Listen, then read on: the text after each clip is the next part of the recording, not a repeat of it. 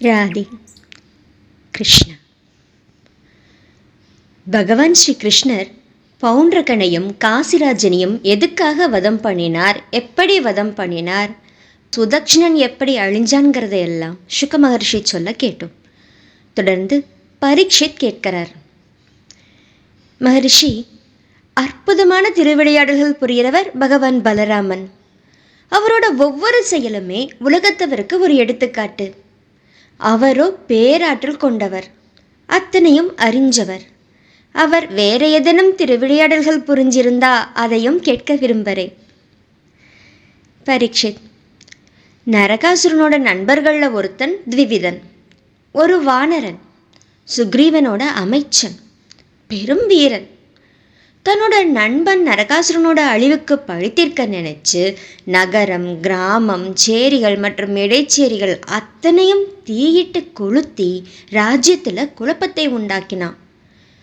ஒரு சமயம் மலைகளை பெயர்த்தெடுத்து தேசத்து மேலே எரிஞ்சு தூளாக்கினான். தன்னோட நண்பனை கொன்ன ஸ்ரீஹரி வாழற துவாரகைக்கு பக்கத்தில் இருந்த ஆனர்த்த தேசத்தை பெரும் அளவில் தாக்கினான். 10,000 யானை வலு இருக்கிற அவன் கடலுக்கு நடுவில் நின்று கைகளால் கடல் நீரை அள்ளி இறைச்சு கடற்கரையோர பகுதிகளை மூழ்கடிச்சான். அந்த தீயவன் மகரிஷிகளோட ஆசிரமங்களில் இருக்கிற பெரிய பெரிய மரங்களை முறிச்சு சாய்ச்சான். வேள்விக்கான அக்னிகுண்டங்களை அசுத்தமாக்கினான். குளவி தன்னோட கூட்டில் புழுவை வச்சு மூடுற மாதிரி திமிர் பிடிச்ச அவன் ஆண்களையும் பெண்களையும் மலைகளோட தாழ்வரைகள்லையும் குகைகள்லையும் அடைச்சு அதோட வாயிலை பாறாங்கல்லால் மூடினான். இப்படி அந்த தேச மக்களுக்கு கேடு விளைவிச்சு குலப்பெண்களையும் கெடுத்துட்டு வந்த அவன் ஒரு சமயம் இனிமையான பாட்டொலி கேட்டு ரைவத்தக்க மலைக்கு வந்தான். அங்க யுவதிகள் கூட்டத்துக்கு நடுவில் தாமரை மாலை அணிஞ்ச மிக அழகான வடிவம் இருக்கிற யாதவர்களோட தலைவரான பலராமரை பார்த்தான். அவர் வாருணி மதுவை பருகி போதையால கண்கள் சுழல பாடிக்கிட்டு மதம் பிடிச்ச யானை மாதிரி மேனி திமிர்த்து காணப்பட்டார். தீயவனான வானரன் மரத்து மேலே ஏறி கிளைகளை உலுக்கிக்கிட்டு தான் வந்திருக்கிறதை காட்டிக்க கிலகிலன்னு சத்தம் போட்டான். பலராமரோடு இருந்த அந்த பெண்கள் இயல்பாவே சஞ்சல மனமும் கேலி சிரிப்பில் விருப்பமும் கொண்ட யுவதிகள். அந்த வானரத்தோட திமிரை பார்த்து கைகொட்டி சிரிச்சாங்க. பலராமர் பார்த்துக்கிட்டு இருக்கிறப்பவே அந்த வானரன் எதிரில் வந்து தன்னோட புட்டத்தை காட்டியும் புருவத்தை நெரிச்சும் பற்களை இழிச்சும் அந்த பெண்களை அவமதிச்சான். சிறந்த வீரரான பலராமர் கோபத்தோட அந்த வானரத்தை கல்லால் அடிச்சார். அந்த கல் தன் மேலே விழாம தவிர்ச்சிட்ட அந்த துஷ்டன் பலராமர் கிட்ட இருந்து மது கலையத்தை பறிச்சு உடைச்சு பெண்களோட ஆடையை கிழிச்சு கொதறி கேலி செஞ்சு பலராமரோட கோபத்தை மேலும் அதிகமாக்கினான். பலம் பொருந்தினவனும் திமிர் பிடிச்சவனுமான அந்த வானரன் இப்படி பலராமரை அவமதிக்க அவனோட தீச்செயலையும் அவனால் அழிக்கப்பட்ட நாட்டையும் பார்த்து கோபமடைஞ்ச பலராமர் அவனை கொல்ற எண்ணத்தோட கலப்பையையும் உலக்கையையும் கைகளில் எடுத்தார்.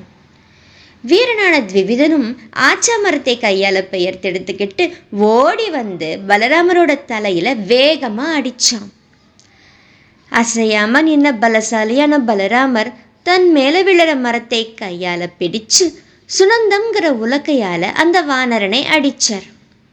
உலக்கையால் தலையில் அடிக்கப்பட்ட வானரன் ரத்தம் தாரையா பெருக காவித்தூள் படிஞ்ச மலை மாதிரி நின்னான். அவன் அந்த தாக்குதலை பொருட்படுத்தாம வேற ஒரு மரத்தை வலுவோட பிடுங்கி தன்னோட பலத்தால் அதோட இலைகளை உதிர்த்து கோபத்தோட பலராமரை அடிக்க அவர் அதை சுக்குநூறா பிளந்து எறிஞ்சார். மறுபடியும் மற்றொரு மரத்தை கோபத்தோட வானரன் ஏறிய பலராமர் அதையும் சுக்குநூறா பிளந்து எறிஞ்சார். இப்படியா பகவான் பலராமர் ஒவ்வொரு மரத்தையும் முறிச்சு முறிச்சு எறிய அவன் திரும்ப திரும்ப ஒவ்வொரு மரமா பிடுங்க காடாயிருந்த இடம் மரமே இல்லாம பாழானது. அப்புறம் வானரன் கோபவெறியோட பலராமர் மேல கல் மாறி பொழிஞ்சான். உலக்கை எந்தின பலராமர் அதை விளையாட்டு போல தூள் தூள் ஆக்கினார். அந்த வானர தலைவன் பனைமரம் மாதிரியான தன்னோட கைகளை முட்டியா மடக்கி பலராமர் மார்புல குத்தினான். யதுகுல திலகமான பலராமரும் உலக்கையையும் கலப்பையையும் கீழே எறிஞ்சிட்டு கைகளால் அவனோட முகத்துல குத்தினார். அவன் ரத்தம் கக்கி இறந்து விழுந்தான். பரீட்சித், கடல்ல புயல் காட்டுல தத்தளிக்கிற கப்பல் மாதிரி அவன் விழுந்த வேகத்தால நீர்வீழ்ச்சிகளோட கூடின அந்த மலையானது சிகரங்களோடையும் மரங்களோடையும் குலுங்கினது. வானத்துல தேவர்கள் வெல்க வெல்கன்னும், சித்தர்கள் வணக்கம் வணக்கம்னும், முனிவர்கள் நன்று நன்றுன்னும் வாழ்த்தி மலர் மாறி பொழிஞ்சாங்க. இப்படி உலகத்தை துன்புறுத்தின விவிதனை அழிச்ச பலராமர் மக்கள் எல்லாரும் புகழ்ந்து பாராட்ட தன்னோட நகரான துவாரகைக்கு திரும்பி போனார். ஸ்ரீமத் பாகவத மகாபுராணம் தசமஸ்கந்தத்தோட பிற்பகுதியில் 67வது அத்தியாயம் முற்றிற்று. சர்வம் கிருஷ்ணார்ப்பணம்.